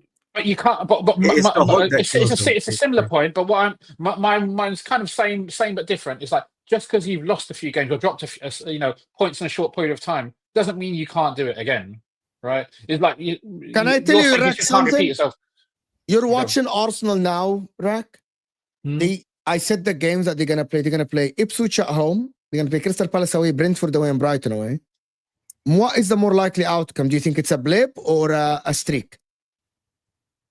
Based on what you saw. Arsenal are a good team. Arsenal are, and I've said it before, Timo, Arsenal are one of the best teams in Europe. So, especially if they play to their potential. So, would it surprise me if they won all 4 of those games? It probably would surprise me a bit, but I can understand if they won 3 and drew 1, for example, or maybe. What is the more likely outcome, in your opinion, based on the current circumstances? But Brighton are a very good team, and Brentford are experts at set pieces. They haven't lost a game at home, by the way. No, Yeah. so But Ash, I know you have context for Brentford. You haven't faced a team, Exactly. but looking at Arsenal today and how you played against them, Yeah, but it doesn't work that way, though. Brentford at home will have more weapons to hurt you than Everton. To be honest with you, That's true, but it also means they will attack more. And while it shouldn't be an excuse for us, but it'll also give us space to attack back, right? let me play. Something Arsenal are waiting for. I was sent this video. We're gonna beat Everton, and we're gonna beat them quite easily. No pressure. I just sent this video. No, but Hey, that's listen, not honestly. sometimes- You cannot laugh at him because that's normal. It's normal for an Arsenal fan to say. I at actually have home, to say we one should be thing. slapping Everton. To defend Egal here, there is no one in the world there is no one in the same mind after the Monaco game said that Arsenal will drop points to Everton. No. You would be most people. I predicted an Arsenal win. Me too. Same here. Yeah. Like, I always say this. To be honest. When the surprise happens, don't come and say I told you so. No, Because this is a Mo, surprise. Look, Saul's is my guy.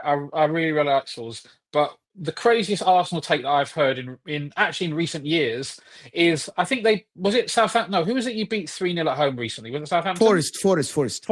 Okay, so beat Forest 3-0 at home. He said after the game, you know what, lads? Or maybe he didn't say lads, but you know what? We've won the title. He said we've won the title. It's mad, man. When That's you're crazy. 9 points behind. That I think is that if you say I still think we can close the gap, I still believe in us. I think we can do it. He said Dayo, it was we're going to win the league. Dayo, No, in his we're most going to win the league. He said we have won the league. Dayo, in his most positive phase, said, I believe Arsenal, based on the recent history, can go on a run. Liverpool will drop points, but it will be on them to drop more That's points what I than said what as we well. can. That's fair. I think that's Yeah, absolutely fair. I think and I'm like, that's a okay, I'll reasonable give take. you that. I'll give you that. You trust your team. You trust your team to do what we did last season. Fine. But yeah, Souls, when he said I mean, that we you won have the to- league, it was I mean, fucking but you have- crazy, bro. You have to trust your team. Big up Souls, man. What's the essence of not trusting your team? And here's the thing: I can do banter, or I can really. Arsenal as a team is a good team. Yes. I don't even want to Yes. hear. I don't want to hear the nonsense Yes. about. Yes. In No isolation- argument. No one Yeah. is ever gonna argue this. Yeah, in isolation of certain games, we don't live Brandon up. was saying we have shit players, but okay.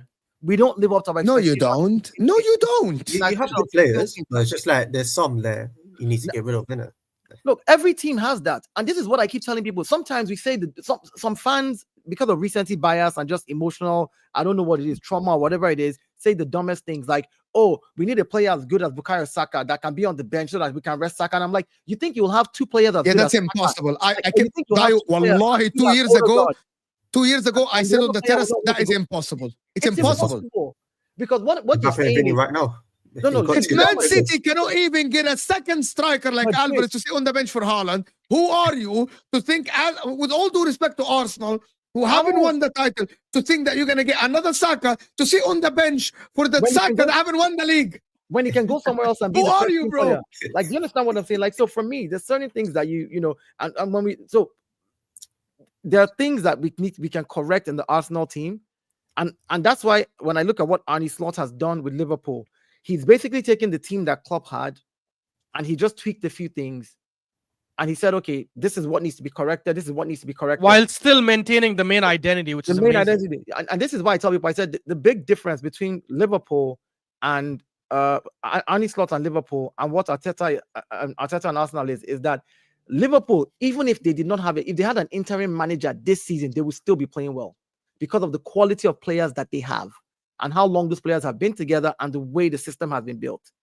Mikel Arteta, on the other hand, if you remove him from this Arsenal equation right now and bring in a brand new manager, it has to be a manager that is going to come and change a few things, and it's going to take a while for those things to actually click, because the way he plays football, the last 2-3 seasons, like I said, Mikel has changed his philosophy every season. Literally, I've watched this team be a team that played outright football 22-23 season, gone home, kill everybody, press. Last year, pragmatic at the beginning of the season. Second half of the season, go on a mental run. This season, come out. Let's just play defensive. Like, what's going on? So if you bring a new manager, he's going to have to instill his own philosophy literally from afresh. Maybe take a few things from I him, think you have to also and that's consider going it to like, make it hard. You know, if so your club's in the right structure, like, do you reckon if your club's in the right structure, it'll be easier for the manager? Because that's no, what I'm I'm saying thinking. it'll be easy for the manager to slot in, but I'm saying his philosophy will then have to be something like, for example, Arne Slot realizes that Jurgen Klopp left a good philosophy with your style of play, but the parts of it that he fixed was the gun-ho side of it. The just continuously press and tire out the players. He's like, no, we need to remove these aspects of it. We Yeah, need to regulate calm the team. down. You know, Yes. calm down, play this football this way, play it this way, you do this. The way he's brought Gravenberch and what's his name again? This your other midfielder, and they're playing like prime Curtis Messi Jones. now.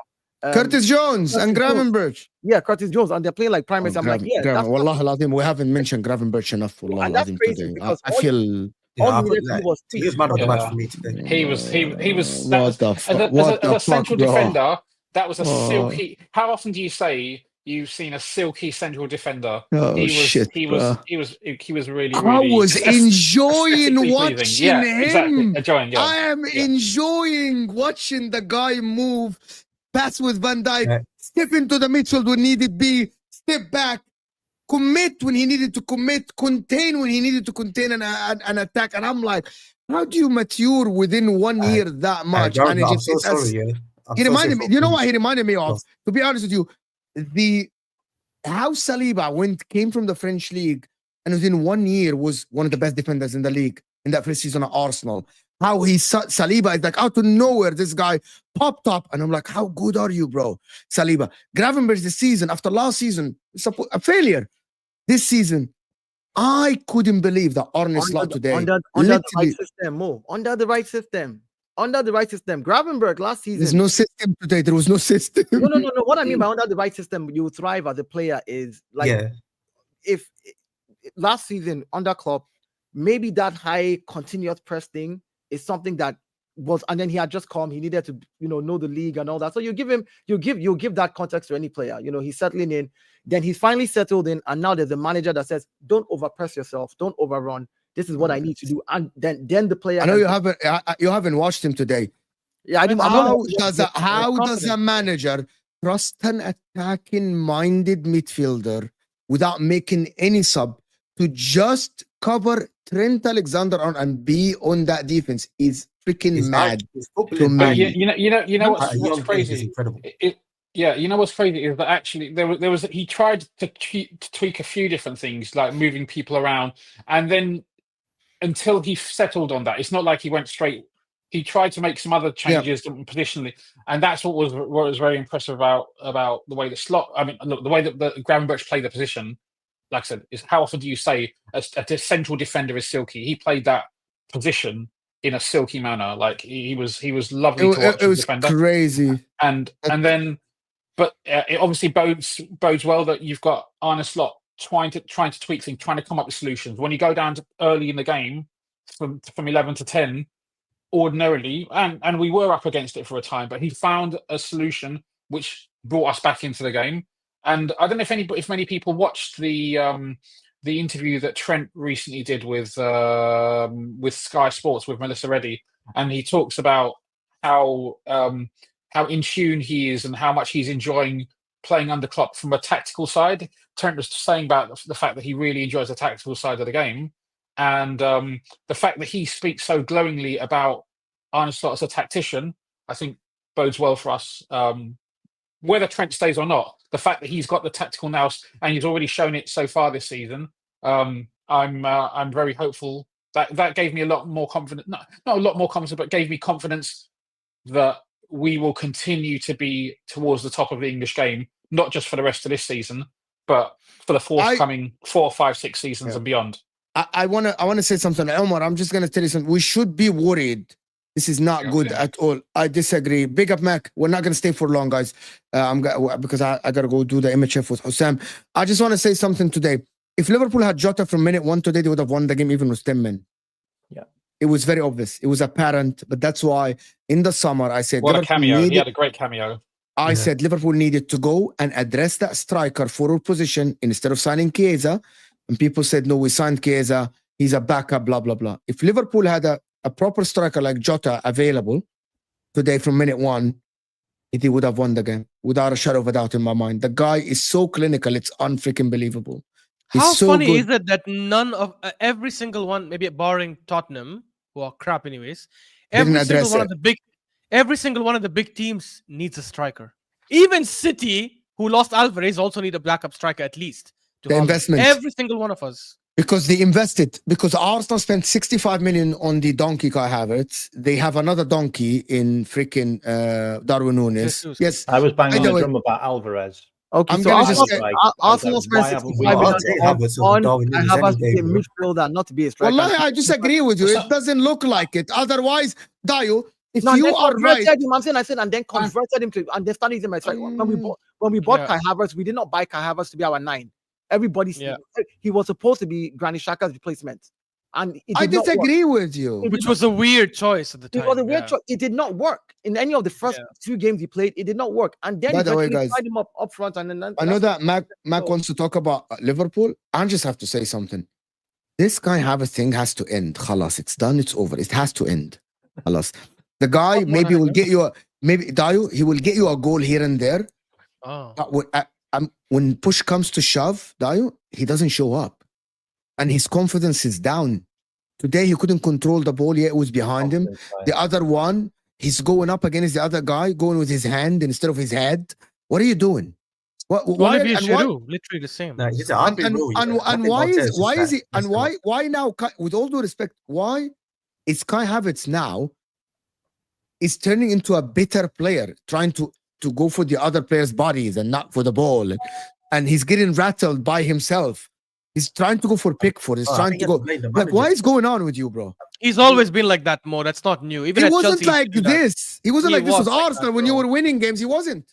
Now, When you were winning games, he wasn't. Nah, last season he did it at the start of the season, bro. He almost but- broke Newcastle's foot when he went with that tackle, Yeah, bro. At the but- beginning of last season. But the problem is, when you were winning, he wasn't. He was focused. He scored No, goals. he did behave like that, Mo. He does did behave it like all that. the time, It's like bro, turning honestly, around yes. and saying, it's like turning around and saying, why does Ben White in corner kicks keep poking at players? Whether we win the game or we lose the game, Ben White does that. No, but Yeah. Dayo, he Kai doesn't Havertz do was doing that crap have all to the let time. every that- game. Yeah, he every does You know single the game. problem You know, is that is The funny Ash, thing is, Ash, I that is think the taken left away winger from is his the bigger game. problem. no.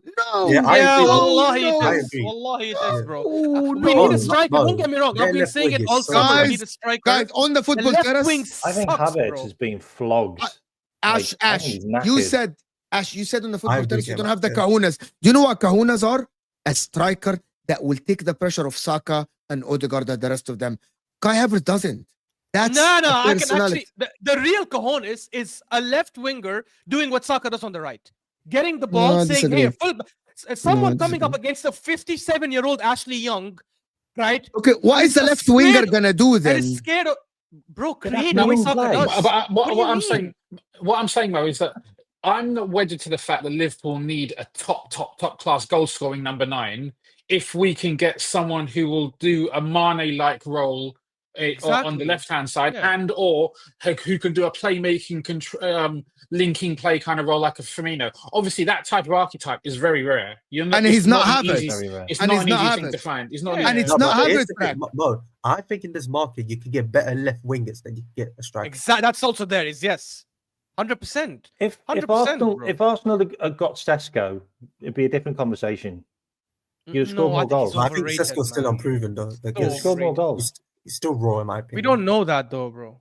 Well, you're not But scoring any, this is so why Arteta He's was not. so He's not the good main for- striker in his own current club in the Bundesliga, and we're trying to bring a 20-year-old here. Like enough with these I experiments. mean, like if you we want need a to go striker, and we have get a proper Darwin Nunes, player. man. You can take him. Yeah, Wallahi, I swear to God, I would you want actually Nunes? take him You want over Nunes? Jesus and Kai Havertz. I genuinely would. cool, deal. Because I know, Wow, I wow, genuinely wow, would. shake that's- your that's hand a- on him. While That's a While mad I one. don't wasn't rate expecting him- that. while I don't rate him and I know he misses chances, but at least I know even when he's missing those chances, he's gonna run at defenders, he's gonna trouble center backs, he's gonna keep running in, he's gonna ask, he's not shy of asking for the ball. Kai Havertz sometimes hides behind players. Jesus can does we the do a exact same swap thing. deal for Nunes for Havertz?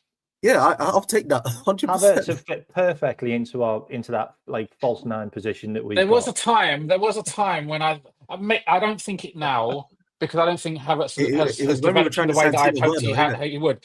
But I talked about him as a potential false 9 replacement for Firmino if we wanted to continue. He hasn't developed to the same extent. Maybe Arteta just hasn't brought it out from enough. Are we blaming Um, Chelsea for that? Maybe a bit of that too. Yeah. Havertz won the That's Champions with League, you. though. He's done his thing, innit? Yeah, but But, actually, having said that, since we've seen Diaz play in that kind of roaming forward role, No. I think we've been okay. It's not been perfect by any means, but He's reverted it gives central defenders something else to think about. And And Gakpo does a good job on the left. To since be honest. September. No, but I Diaz wasn't has scored all his goals in 3 games. I'm sorry. No, but I think well, I mean, because in the Premier League, but he scored. He has scored in the Champions League, for example, which is a competition of equal difficulty. shall we Context say. is key, Prem. man. I want Since the that Prem, game, he's mate. only started 3 Prem Sure. games, and he's played in 4 different positions. He's played left wing, right wing, striker, and attacking midfielder. He's played in 4 different positions. I can't even fault him for that. I mean, for me, there's only 2 players in that team up front now who I can actually rely on for goals consistently, and it's Mo Salah and Jota. Like, I would say Gakpo as well. Gakpo's been scoring for you guys really well. Gakpo's scored 2 Premier League goals. It's majorly Mo Salah. Your stats are what? He's 75% of your goal contribution. Like Yeah, I know. Yeah, goals and assists. that is Not denying it, mate. Not denying it. that is I know. I'm like that is insane. Wild. because, No, man, but that's like when you- Jota's back. This like is you why have we can run back the Diaz, Jota, and Salah, because that for me is our best front 3. That's because you have to That's great. realize that you guys have scored what? How many goals? You scored 31 goals. 31 years. 31 goals, and he's contributed 75% of that. Yeah. Like if anything happens to that guy, fingers crossed, nothing will happen to him. Nothing will happen, knock on wood. But if anything happens to that guy, do you know how much I used to say that, to be honest, until I mean, saw the I last mean, two we- AFCons. He went for a month and they won every single game. Yeah, without we- losing. no, we but- weren't going back into that Wait, game wait, unless- Ashraf, do you know who won unless top goal? Salah was going to Ashraf, pull him Ashraf, out of the remember? hat. Harvey Elliott. No, Ashraf, Harvey- last no, season, no, no, no. Ashraf, last season, he wasn't 75% of their goal contribution. I'm saying, like, at this stage, Yeah, like, yeah, I know, like I just know. imagine not having him. Let's just say he's about just coming back from like maybe some rest or whatever it is in all these games. Like, that's a lot of goals, No, man. but if you look at last That's a lot of season, goals. if you look at last season, at this time of last season, he was miles ahead of everyone else as well.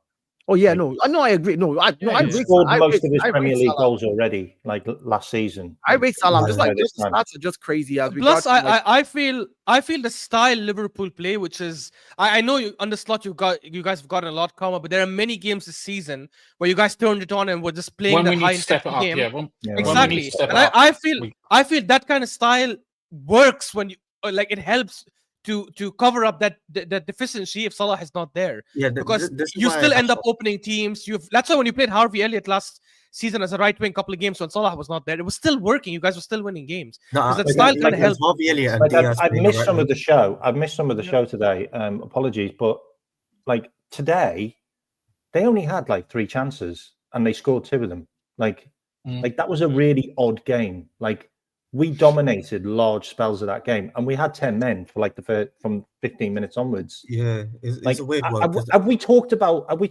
how bad that referee was? Like in that game in general. Don't give me a song.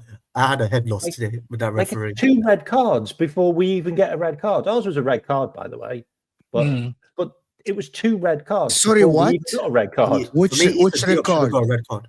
Like the I think red they're saying cards, like, Diop. the that Diop, Diop thing Gomez's would knee. have been a red card Yeah, on its like, own, but it goes in the same thing as Jordan Pickford when he literally took out Van Dijk's knee, but because it was offside, he couldn't give the red card. But it's I not. still It's not. think it's a It's violent. not. He- It's he- I not still offside thought thing. it's a violent conduct. No, to be but Diop honest got a with you. yellow card. It's not. If it's offside, it doesn't. If someone does a tackle, like if you want to punch someone after the whistle's blown for offside, it's still a red card, right? Yeah. He got punched. But Yeah, imagine that. Like, you don't get red for card whatever offside. reason, they deemed it not worthy of it. I don't thought think it the was wrong. Pereira one was But a again, red card. I don't. It I was. don't wanna- What about- I thought the Ferreira It's one was definitely more of a not red a card red than the card. Diop No, one. no. The ref gave Diaz a yellow card for doing a bicycle kick, for attempting to He goes shoot on the down. goal. He goes down the back of his Achilles. He's out of control. Yeah. Like, he's out of control. I think it was accidental though. If it's He tries to accidental, do you him. don't. Like he No, but tries the- to do him. If that was the penalty, though, is the biggest point because literally Gomez was taken out, Yeah, he was. and Oh, that was a that- weird I didn't decision think actually. that was That's penalty. I wild. think that was I have penalty. no idea why that wasn't a penalty. Like He broke his like you tackling someone off the ball again, as Rak said, doesn't make it not a foul. By the He way, injured himself. He literally injured himself through the tackle. like So you can't say he which didn't is one of the Yeah, things I that's wanted to say. not- Sometimes they give the ball, they give penalties for corner kicks, right? Even away from the ball because someone is dragging someone. So if Tete is fouling Gomez and right in front of you, no matter what is happening in the play, if that is something that you're tackling someone, at least take it into account that he's I think- because he literally wanted to block him and he literally fouled him, right? What I don't understand is, Weird one. was it not given because we had a chance? No, because what We happened didn't was score from the Gakpo had chance. No, the he shot. didn't think that was a penalty. He thought that Tete was blocking the ball. That was what he The said. guy literally broke his knee and he went No, off. no, injured. even when I think- Gakpo scored the goal, they were just looking at VAR to see, there must be a foul. That's no foul. It's insane. To be honest with you, at least I don't see Liverpool fans crying about it everywhere, like some other people. Yeah, Arsenal fans, Like they are not crying about it. But listen, it's This is wild, why man. I don't mention it too much, Mo, because ultimately, I actually genuinely don't think the referees are against any particular team. Sometimes they make They're stupid just decisions. incompetent. I think they're incompetent rather than corrupt. So when people the first word they use is corruption, it just makes you cringe a little bit because there's Well, we actually need- I just people, think people do I stupid just things, think right? we've got 4 referees. I think we've got a Yeah, lot yeah, of yeah, 4 exactly. referees. You- them We see the incompetent- internationals reprimand them on the pitch. We need that. I saw Only I saw he's I so saw a smart to post do I saw a post today about that they should have given Arsenal a penalty, and I was like, you people are mad. I was like, that Thomas Partey nonsense that he did, where he was already going down, like the guy literally dribbled somebody that was going down. Like I because the thing is, I have the facilities to like do slow mo and in replay. So I paused it and I took it and I was like, this guy already, after he just started going, literally, he was frame by frame, he was like this already. I don't even know why it went to VAR, to be honest. It should have just been So immediately. when people started saying that, I was like, please, don't say that. That's not a pen. Because the thing about stuff like that is, if they had given that penalty, I'd have been happy that we scored a goal, whatever the case is, nonsense if we did score it. But I would hate the fact that they give that type of penalty because they'll give it against me in the next few games. And I'll have a head loss. Like there'll be a game that I'll play against somebody and they'll give that type of penalty and I will crash because I'll be like, that's not a pen. So I'm glad they didn't give it, I'm glad they did the right thing because honestly, sometimes those referees just incompetent. Like when you watch UEFA games, you just don't see the referees. It's like you don't feel that they're interrupting the game or they're messing with the game. It's just free flowing. You enjoy, yeah. Yeah, How many yellow cards were given today in our one? There must have been loads today. Just the amount of yellow cards the referees just dishing out every left, right, and centre. Like, I'm not saying there's like there's any kind of like bad ill about it, but Liverpool do get a lot of yellow cards for non-yellow card offences. It's very weird. Like I do look at the games and I go, how have we got 5 yellow cards in that game? Like we haven't been dirty or fouled anyone really. One attempted a shot, one just did a 50-50 and they just like yellow card. It's just weird, man. The referees. Yeah. Anyway, listen, I wanna thank everyone that joined us. We are less than 20 likes away from 500, so we're only 18 likes, and we are past 28,300 subscribers. So if you're new here, subscribe. If you're watching this on the replay, hit that like button. Now we're gonna go to have a little bit of a logical conversation. I'm not calling you guys illogical, but it's just me and Hussam. We'll go on Image Chef. We're gonna discuss the game. Sam, calm down. Has he calmed down? Has he finished? I actually have watched for about an hour. I actually watched his little bit of what he said, and I actually think he was a little bit reasonable, and sometimes he wasn't unreasonable. Like he was unreasonable. So I'm just gonna see what he says, but we'll take it from there, guys. Stay here, don't go anywhere. Can I just ask one question? To who? Why didn't Andy Robinson use his right foot? Because he's a bozo. Because he's a bozo. Like why would you? I'm gonna ask another. I want to ask another question. Why, if the ball was going towards Van Dijk, why was it a red card? Is it last man tackle? Wasn't Van Dijk closer to the ball? Yeah, it was a last man tackle. That's why they gave the red. What I don't understand is it came off denying Wilson of goal scoring and he wasn't opportunity. shooting. Like Wilson hit the ball to Jimenez, Van Dijk. so it wasn't him stopping him from having. No, he was trying to dribble, but I thought Van Dijk was close. But anyway, I think it's a red card. Even the ref blew the whistle before like Jimenez had the shot, which is weird. That was so strange, by the way. But anyway, guys, I want to thank everyone that joined us. Rak, fantastic. Ash, absolutely great. We'll see you Tuesday. Ash, Phil, your debut on the channel. Great to see you, bro. Yes. Great to see you with the hoodie and everything. I don't know. And Max, thank you for joining. Egal was great. Brandon was great, and always brilliant Dayo. Always here, my fellow Texan. And the forgettable Mike Das, yeah? Mike Das, I forgot Mike Das. He hasn't said a word, bro. The linear sexual, man. Yes, Mike Das. Listen, guys, tomorrow morning, I'm going to do a solo show where I actually discuss how bad Arsenal were. People are going to cry in the chat. And, spoiler alert. and then I will see about Chelsea. So people stay here. Don't go anywhere. I'll see you guys soon. We're out. Come on, Brentford. Do your job.